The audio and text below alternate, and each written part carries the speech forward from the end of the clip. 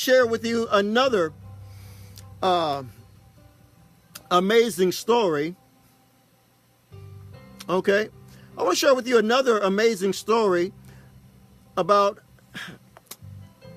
another child that was saved using this concept of the Amber Alert in Houston, Texas again.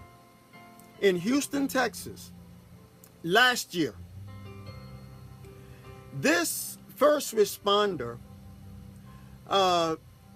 receives my kudos for being the first responder of the year as it relates to Amber Alerts.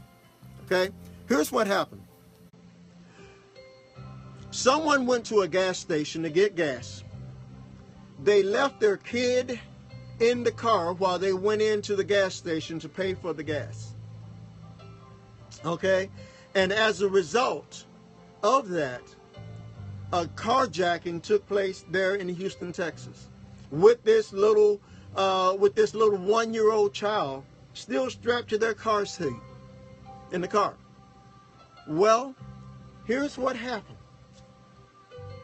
An Amber Alert was issued immediately after that car was stolen, because the child was in the back seat of the car. And a few hours went by, no results. But then something happened. A jogger, okay, I love this because you know I'm a fitness nut, right? A jogger was jogging by in an open field. And as the jogger was jogging by that field, they heard the faint cry of a baby. Okay, could it be? Yes, it could be. They heard the faint cry of a baby. And the jogger ventured over into the field for just a little bit. And then the jogger saw a car seat. The jogger went further into the field. He saw the car seat and the child was still in the car seat.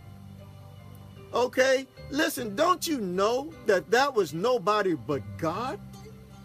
Okay, that child had been discarded into this field, left there to die, or to be eaten, or to be harmed by any kind of a wild animal. But God, that's right, but God sent a jogger on that path that heard the faint cry of that little child there in Houston. And today, that child is alive. That child is, I think maybe 3 now.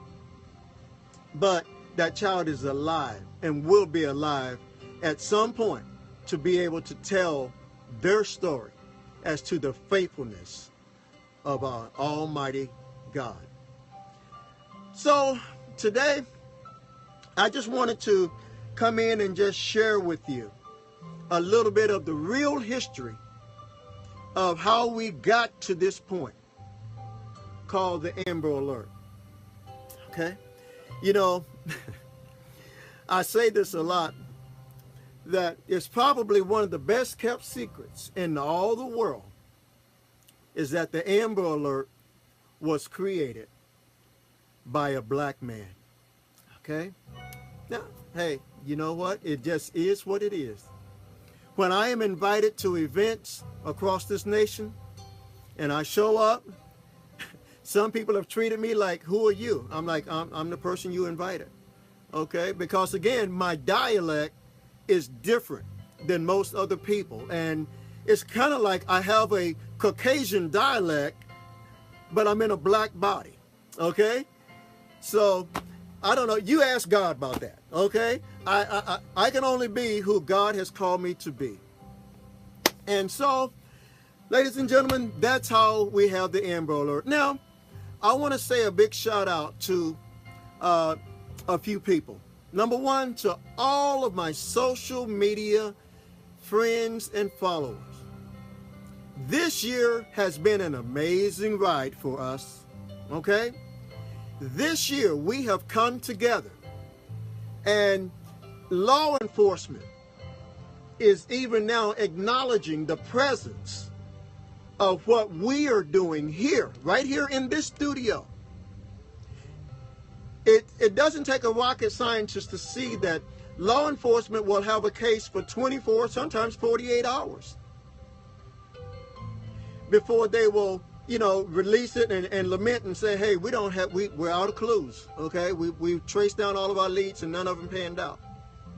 But then when we get it, typically, case after case after case after case, because of you tweeting and sharing and asking your followers to do the same, typically within hours, rarely has it gone days, but typically within hours, children have been found alive after authorities ran out of clues. We came on Periscope and on Facebook and on Twitter and on Instagram. You all got busy praying and sharing with all of the prayer groups and all of the people. Okay? I mean, it's been an amazing ride. Thank you for your trust in me to lead you. Thank you. I don't take that lightly, nor do I take it for granted. I'm not just here for your clicks. I am here to help save somebody's child's life. Okay? That's the only reason we exist. That's the only reason we're here. And, some people are called to preach in pulpits, and I do that well. But this is a ministry that God has birthed inside of me. Okay? And all I can do is say yes to his way, yes to his will, and yes to his way. And thank you, my social media friends and my social media partners, for helping us in this journey, for coming along with us, partnering along with us in this amazing journey. Somebody says, yes, I'm in South Fort Worth. Oh yeah, I know about South Fort Worth. Okay, brought up in that area. I know about all of that. The second group of people I want to talk to are those amazing individuals called first responders. Whether you are EMS, whether you are fire, you are police, or whatever your status is as a first responder, FBI, ATF, whatever your status is as a first responder, thank you so very, very much for all that you do.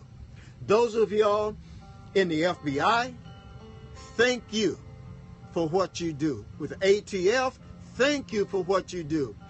Police departments, large and small, all over this country, thank you. It has been an amazing 21-year partnership that we have had together, and we look forward as we now going forth with 21 plus to continuing our wonderful working relationship that we have with you. To all of the detectives, your work is not unseen. Your name may not be out in front of lights, but I talk to y'all when I call, okay? We are the ones who have the conversations back and forth with the detectives. Thank you on this National Amber Alert Awareness Day. And of course, I always want to remember one who is that I call a good friend, and we had a wonderful conversation when we had the opportunity to meet. And that is my good friend, one I call my good friend and fellow Texan, President George W. Bush. Say what you will about President Bush, he's my friend. He's my friend. And thank you, sir, for what you did for this Amber Alert. Thank you, sir, for signing it into law in all 50 states. Thank you for the millions of dollars allocated to all of those in Congress. Believe it or not, yeah, all of those in Congress at that time who allocated and who budgeted millions of dollars for the further development of this concept called the Amber Alert. Thank you for the annual gifts every year for several years, receiving $3 million for continued advancement,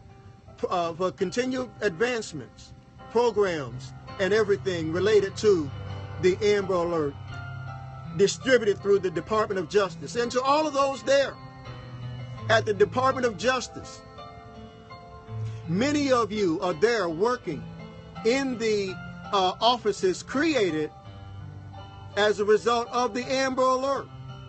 The current Amber Alert coordinator and past Amber Alert coordinators, Regina Schofield and others. Okay? Thank you for the work that you have done over the past 21 years that have gotten us to this point. Former Attorney General John Ashcroft, former Attorney General Deborah J. Daniels, so many people there at the Department, at past and present members of the Department of Justice there in Washington, D.C. Thank you for all that you have done. To our friends and to our co-child safety advocates there at the National Center for Missing and Exploited Children, thank you for what you have done over the past 21 years as it relates to the Amber Alert. Okay? Thank you for helping to keep it out there. And understand that you all have been administrating things in part and in whole over the past 21 years. Thank you for what you have done there at the National Center for Missing and Exploited Children. Thank you. Well, I dare not close this broadcast without saying a word, a very heartfelt word about a child that we were not able to save.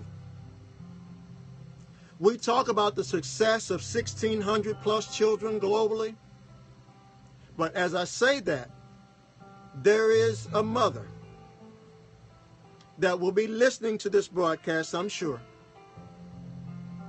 And though we celebrate the successes of first responders and what I did and how it all came into being, we remember the life and the legacy of the reason why I called. We remember the life and the legacy of little 9-year-old Amber Hagerman. A life cut short way too soon, whom all she wanted to do was live, enjoy life, and have fun. Amber Hagerman will never be forgotten, not as long as I'm black. She will never be forgotten. To Donna Norris, Amber's brother Ricky, to Amber's grandmother, and to Amber's grandfather, and to her entire family, to whom many of you all I have not met. We have long desired a reunion of everyone to meet, and that's going to happen, I believe. But right now, I want you to know, Donna, particularly, we remember you on your day because more than anybody, you have sacrificed more than anybody. Okay? You have sacrificed more than